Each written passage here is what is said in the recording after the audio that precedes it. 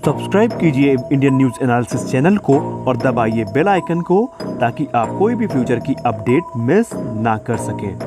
जय हिंद एवरीवन, स्वागत है आपका इंडियन न्यूज एनालिसिस के एक नए एपिसोड में। आज के एपिसोड में हम बात करने वाले हैं कि किस प्रकार चीन के ग्लोबल टाइम्स में एक लेख लिख के आया है जिसमें यह दावा किया गया है कि भारत और चाइना दोनों Su-57 फाइटर जेट्स लेने वाले हैं। इनकी असलियत क्या है, क्या इनकी सच्चाई है, क्या भारत और चाइना सच में कुछ ऐसा लेने वाले हैं या ये सिर्फ फर्जी बातें हैं? आइए आज के इस वीडियो में जान लेते हैं। दरअसल चीन के माउथपीस ग्लोबल टाइम्स ने इस समय ये एक लेख लिखा है जिसमें दावा किया गया कि चीन बहुत जल्द Su-57 फाइटर जेट्स को लेने वाला है और ना सिर्फ चीन बल्कि भारत भी इसको एक्वायर कर सकता है, क्योंकि चीन और रशिया के जो संबंध हैं वो निखर रहे हैं और भारत और रशिया के जो संबंध हैं ऑलरेडी बढ़िया हैं। तो ऐसे में इसमें संदेह नहीं है अगर दोनों देश एक उन्नत 5th जनरेशन फाइटर एयरक्राफ्ट उड़ाते दिख जाएं। ये बात ग्लोबल टाइम्स ने कही है। ग्लोबल टाइम्स ने यह भी कहा कि जिस तरह चीन एक बढ़ती हुई इकोनॉमिक पावर है, उसके लिए कुछ बड़ी बात नहीं है अगर वो Su-57 फाइटर जेट्स ले सकता है। और Su-57 के साथ J-20 का कॉम्बो काफ़ी डेडली हो जाएगा, क्योंकि इन दोनों एयरक्राफ्ट को इवेट करना या इनको आउट रन करना किसी भी दूसरे एयरक्राफ्ट के लिए उतना आसान नहीं होने वाला है। क्योंकि एक शर्त भी चाइना ने रख दी है कि अगर Su-57 चाइना लेता है तो उस पर चाइना के जो सिस्टम है वो इंटीग्रेट होने चाहिए। यानी बेसिकली कहने का मतलब ये है कि Chinese missile, Chinese systems, Chinese avionics सब कुछ वहाँ पे Su-57 में चाइना के यूज़ किए जाने चाहिए, जैसा कि चाइना अपने पुराने एयरक्राफ्ट्स के साथ कर रहा है। वहीं ग्लोबल टाइम्स ने यह भी कहा कि जो एक्सपोर्ट वेरिएंट है Su-57 का, उसको इस साल के अंत तक राष्ट्रपति व्लादिमीर पुतिन के द्वारा अप्रूवल मिल जाएगा, जिसके बाद वो एक्सपोर्ट किया जाने के लिए तैयार हो जाएगा। अब क्योंकि रशिया में भी पहले जो 5 प्रोडक्शन यूनिट हैं वो इसी साल दिसंबर में शामिल किए जाएंगे, तो ऐसे में देखना लाजमी होगा कि इसकी परफॉर्मेंस कैसे होती है। फिलहाल यहाँ पे आपको बता दें कि चाइना अभी हाल ही में 24 Su-35 का ऑर्डर रिसीव कर चुका है और बहुत मुमकिन है कि निकट भविष्य में वो और एडिशनल Su-35 की तरफ जा सकता है और उसके पास अभी एक रास्ता और भी खुल जाएगा और वो होगा Su-57 का। तो डिफेंस एक्सपर्ट्स का ये मानना है कि इस बार शायद चाइना Su-35 के पास ना जा कर के Su-57 की तरफ कदम बढ़ाएगा।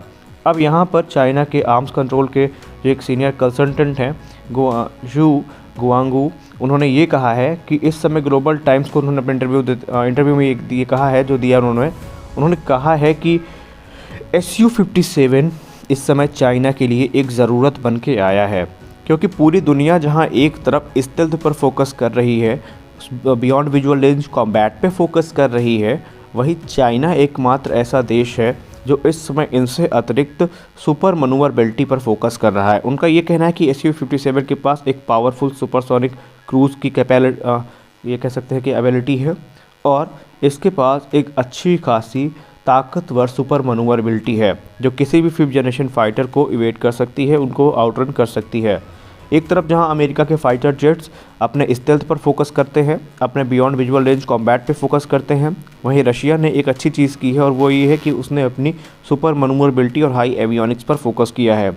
उनका ये कहना है कि अगर बात आती है क्लोज कॉम्बैट की, तो वहाँ पर स्टेल्थ का रोल उतना ज़्यादा नहीं रह जाता जितना सुपर मनूवरबिलिटी का रह जाता है, और क्लोज कॉम्बैट में Su-57 फिर अजेय बनकर सामने आएगा, क्योंकि इसके पास एक सुपर मनूवरबिलिटी है और अच्छे खासे एवियोनिक्स भी हैं जो कि 5th जनरेशन फाइटर एयरक्राफ्ट के पास होने चाहिए।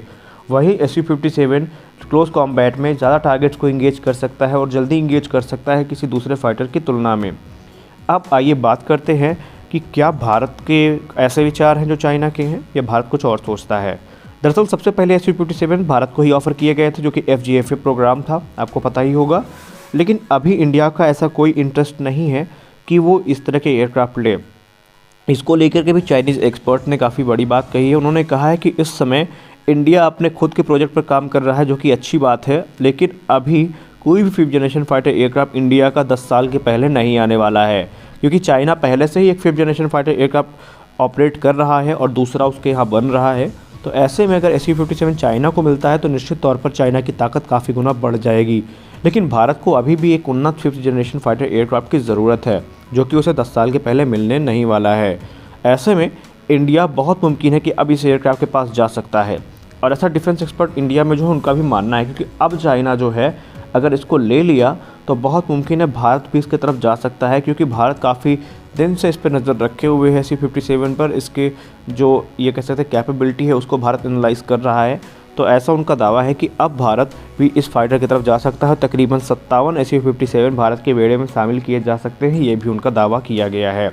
अब क्योंकि SU-57 एक एडवांस एवियोनिक्स, एडवांस स्टेल्थ और सुपर मनूवरबिलिटी के साथ आता है, तो भारत के लिए ये काफ़ी आसान भी हो जाएगा, क्योंकि भारत काफ़ी लंबे समय से जो MiG-29 है, SU-30 MKI है और दूसरे एयरक्राफ्ट है रशियन, उनको ऑपरेट करता है।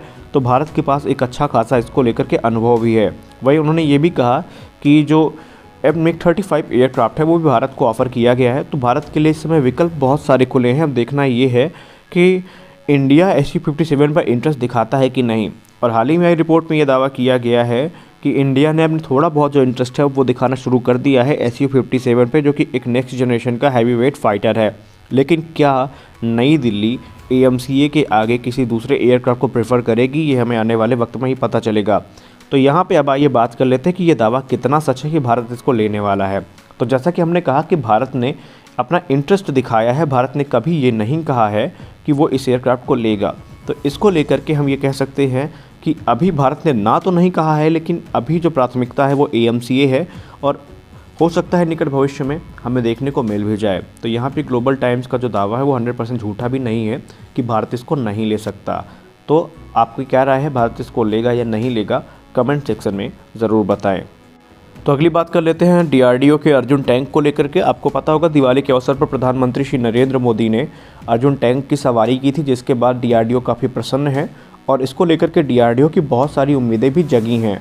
दरअसल DRDO का ये मानना है कि अब DRDO काफ़ी लगन से इस चीज़ पे काम कर रही है कि अर्जुन टैंक की परफॉर्मेंस को सुधारा जाए, और इसी के चलते DRDO का ये मानना है कि आर्मी जल्द से जल्द 118 जो अर्जुन MK-1A टैंक्स हैं उनका ऑर्डर प्लेस कर सकती है या प्लेस करे, ऐसा DRDO की इच्छा है। दरअसल पहले से आपको बता दें कि भारतीय सेना में 100 से ज़्यादा अर्जुन टैंक कार्यरत हैं और उनकी परफॉर्मेंस से हर कोई खुश भी है। तो ऐसे में DRDO का ये मानना है कि उन्होंने जिस कठिन परिश्रम से अर्जुन MK-1A टैंक में सुधार किए हैं, तकरीबन 70 से ज़्यादा सुधार किए गए हैं, 70 से ज़्यादा एडिशनल फीचर्स को लॉन्च किया गया है, उस हिसाब से अर्जुन MK-1A टैंक पुराने अर्जुन टैंक से कहीं ज़्यादा एडवांस बन जाता है और इसको भारत की ज़रूरत को ध्यान में रख कर के बनाया गया है।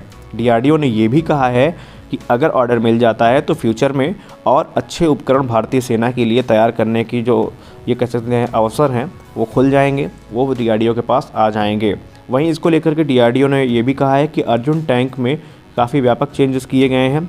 इसमें सबसे बड़ा चेंज किया गया है, इसमें जो एक 12.4 mm की एंटी एयरक्राफ्ट गन लगी है, उसको ऑपरेट करने के लिए जो टैंक कमांडर है अब उसको बाहर रहने की ज़रूरत नहीं है।